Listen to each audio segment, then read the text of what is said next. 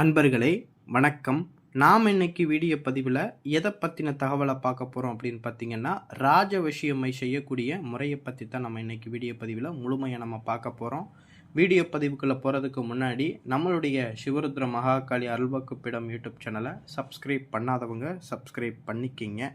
அதாவது ராஜவசியம் அப்படின்னா என்ன அப்படின்னு பார்த்தீங்கன்னா, அதாவது அரசு துறை அதிகாரிகளையும், அதாவது உங்களுடைய முதலாளிகள், மேல் அதிகாரிகள், தன்னை விட மேல் நிலையில் உள்ளவர்களை வசியப்படுத்தக்கூடிய ஒரு வசிய மை தான் இந்த ராஜ வசிய மை. சரிங்களா?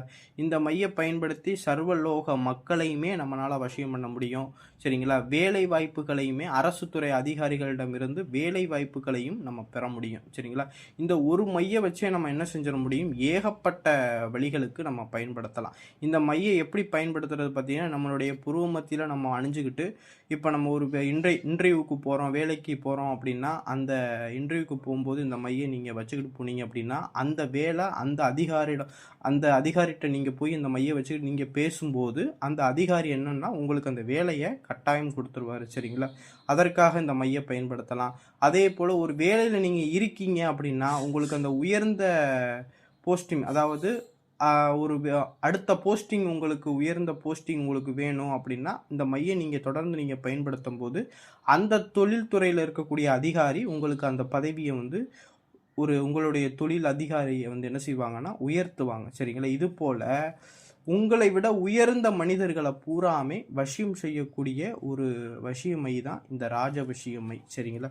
இந்த ராஜவசியமையை எப்படி அரைக்கிறது பார்த்தீங்கன்னா, நிறைஞ்ச பௌர்ணமி நாள் அன்னைக்குன்னு விடியற்காலையில் பிரம்ம முகூர்த்தத்தில் போய் நான் சொல்லக்கூடிய மூலிகை என்னென்ன மூலிகை அப்படின்னு பார்த்தீங்கன்னா, ஆணை வணங்கி மூலிகை, அடுத்து பார்த்தீங்கன்னா குப்பைமேனி மூலிகை, அடுத்து வெள்ளருக்கு மூலிகை, அடுத்து பார்த்தீங்கன்னா வட்டத்திருப்பி அப்படின்னு சொல்லக்கூடிய இந்த 4 மூலிகைகளுக்குமே பௌர்ணமி அன்னைக்குன்னு, நிறைஞ்ச பௌர்ணமி அன்னைக்குன்னு விடியற்காலையில் பிரம்ம முகூர்த்தத்தில் போய் இந்த மூலிகையுடைய சாபத்தை போக்கி, இந்த மூலிகையுடைய ஆணி வேறு அறாமல் காப்பு கட்டி இந்த மூலிகை வேற நம்ம எடுத்துக்கிட்டு இந்த மூலிகையுடைய வேற மண் இல்லாமல் கழுவிட்டு, மஞ்சள் நீரில் கழுவிட்டு, இந்த வேற பூராமே என்ன செய்யணும், ஒரு புது மண் சட்டியில் அப்படியே உடச்சி என்ன செஞ்சுருங்கன்னா, இந்த வேற சம அளவு எடுத்து என்ன செஞ்சுங்கன்னா மண் சட்டியில் போட்டு பச்சை கற்பூரம் போட்டு எரித்து அந்த வேர் முழுவதையும் என்ன செஞ்சுறீங்கன்னா கறி பக்குவத்தில் வர்ற அளவுக்கு எரிச்சுக்கிறணும். எரிச்சிட்டு அந்த மூலிகையுடைய வேற புறம் கல்வத்தில் போட்டு நல்லா இடித்து அரைச்சி,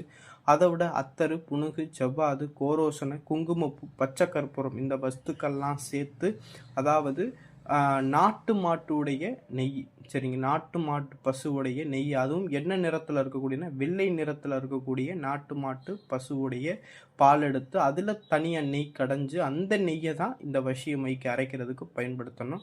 இந்த மையை அரைக்கும் போது நான் சொல்லக்கூடிய மந்திரத்தை சொல்லிக்கிட்டே, ஸ்க்ரீனில் தெரியக்கூடிய இந்த மந்திரத்தை சொல்லிக்கிட்டே மை அரைக்கணும். சரிங்களா? இது பார்த்தீங்கன்னா ஒரு மணி நேரம் 2 மணி நேரம் நல்ல மை பக்குவத்தை திரண்டு வர்ற அளவுக்கு அரைச்சி எடுத்து, இந்த மையை பார்த்தீங்கன்னா ஒரு தாமரை இலை ஒன்று எடுத்துக்கிட்டு அந்த தாமரை இலையில் இந்த மையை வலித்து சேகரித்து வச்சுக்கிட்டு நான் ஸ்க்ரீனில் கொடுத்துருக்கூடிய மந்திரத்தை பௌர்ணமி நாள் அன்னைக்குன்னு இரவு நேரத்தில் ஒரு மண் அகல்விளக்கில் விளக்கு ஒன்று பொருதி வச்சுக்கிட்டு நான் ஸ்க்ரீனில் கொடுத்துருக்கூடிய மந்திரத்தை இந்த மைக்கு என்ன செய்யணும்னு மொத்தம் 10,008 உரு கொடுக்கணும்.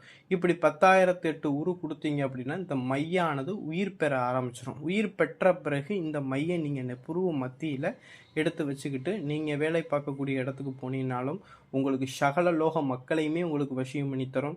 அதே போல் செய்யக்கூடிய தொழில் அனைத்துமே வெற்றியடையும். சரிங்களா? கடைக்கு இந்த மையை வச்சுட்டு போனீங்கன்னா உங்களை தேடி கடைக்கு கூட்டங்கள் அதிகரிக்கும். அதே போல் இந்த மையை நீங்கள் வச்சுக்கிட்டு போகும்போது குலதெய்வ வசியம், சர்வ தேவத வசியம், தேவதா வசியம், எல்லா வசியங்களுமே உங்களுக்கு கிடைக்கும்.